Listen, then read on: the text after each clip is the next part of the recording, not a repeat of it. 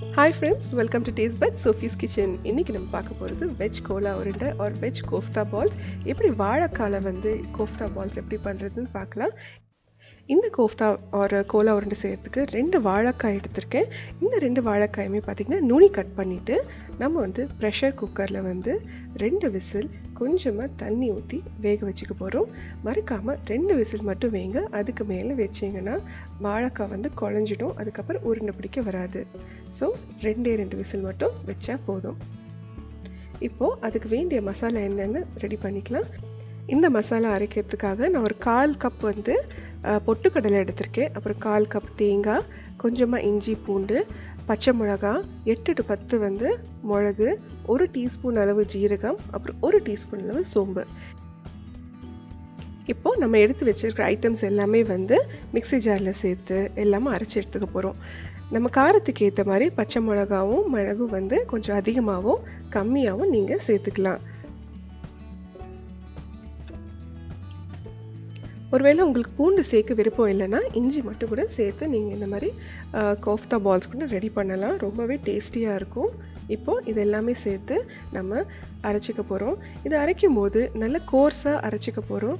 கொஞ்சம் கொஞ்சமாக தண்ணி மட்டும்தான் சேர்க்குறோம். நிறைய தண்ணி சேர்த்திங்கன்னா பேஸ்ட் மாதிரி ஆகிடும். நமக்கு அந்த மாதிரி இல்லாமல் இந்த மாதிரி கொரன்னு ரொம்ப கம்மி தண்ணி சேர்த்து நம்ம இந்த மாதிரி அரைச்சி எடுத்துக்க போகிறோம். இப்போது நல்ல ப்ரெஷர் நீங்கி விசில் எடுத்தாச்சு. வாழைக்காவும் ரெடி ஆயிடுச்சு. கொஞ்சம் நேரம் ஆற விட்டு நம்ம இந்த வாழைக்கால தோலெல்லாம் எடுத்துக்கலாம். ஈஸியாக அவிச்ச உடனே பார்த்தீங்கன்னா தோல் ரொம்ப ஈஸியாக வெளியில் இந்த மாதிரி வந்துடும். இப்போது நல்லா துருவி எடுத்துக்க போகிறோம். இந்த மாதிரி துருவின வாழைக்காய் நம்ம ஆல்ரெடி அரைச்சி வச்சுருக்கிற மசாலாவோட சேர்த்து ஒரு வாட்டி பல்ஸ் மோடில் ஒரே ஒரு வாட்டி மட்டும் நம்ம அரைச்சி எடுத்துக்கிட்டோன்னா நம்ம கட்டியாக ஒரு மசாலா ரெடி ஆகிடும். இதில் தண்ணியே சேர்க்கக்கூடாது. தண்ணி சேர்த்திங்கன்னா ரொம்ப நீத்து போயிடும்.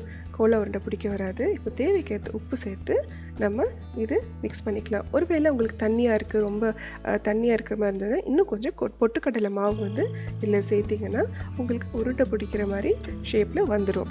இப்போ எண்ணெய் சூடாயிடுச்சு. இப்போ நம்ம உருண்டை பிடிச்சி இருக்கிற இந்த பால்ஸ் எல்லாம் நம்ம எண்ணெயில் சேர்த்து ஃப்ரை பண்ணி எடுத்துக்க வேண்டியது தான். இந்த கோலா உருண்டை பார்த்தீங்கன்னா லோ டு மீடியம் ஹீட்டில் நம்ம ஃப்ரை பண்ணி எடுத்துக்க போகிறோம். அப்போ தான் ஈவனாக கோல்டனாக நல்லா ஃப்ரை ஆகும். ஒருவேளை உங்களுக்கு ஃப்ரை பண்ண விருப்பம் இல்லைன்னா நம்ம இது ஏர் ஃப்ரையரில் இல்லைன்னா நம்ம பேக்கிங் ஷீட்டில் வச்சு பேக் கூட பண்ணிக்கலாம். ரொம்ப அழகாக கிறிஸ்பியாக கோல்டன் ப்ரௌனாக ஈஸியாக இந்த ரெசிபி நீங்கள் கண்டிப்பாக ட்ரை பண்ணி பாருங்கள். உங்களுக்கு ரொம்பவே பிடிக்கும். இது அப்படியேவும் சாப்பிட்லாம். இல்லைன்னா நீங்கள் கோஃப்தாவில் கிரேவியில் கூட ஆட் பண்ணி சாப்பிட்லாம். நீங்கள் ஒருவேளை வீகனாக இருந்தீங்கன்னா இந்த ரெசிபி ரொம்ப யூஸ்ஃபுல்லாக இருக்கும். ஒரு வீகன் கோஃப்தா பாலாக கூட இது ரொம்ப ட்ரை பண்ணி நீங்கள் பார்க்கலாம். நம்ம சேனல் நீங்கள் ஃபர்ஸ்ட் டைம் பார்க்குறதா இருந்தால் மறக்காமல் சப்ஸ்கிரைப் பண்ணுங்கள், லைக் பண்ணுங்கள், ஷேர் பண்ணுங்கள். தேங்க்யூ ஸோ மச் ஃபார் வாட்சிங். இன்னொரு வாட்டி இன்னொரு எபிசோடில் உங்களை பார்க்குறேன். நன்றி, வணக்கம்.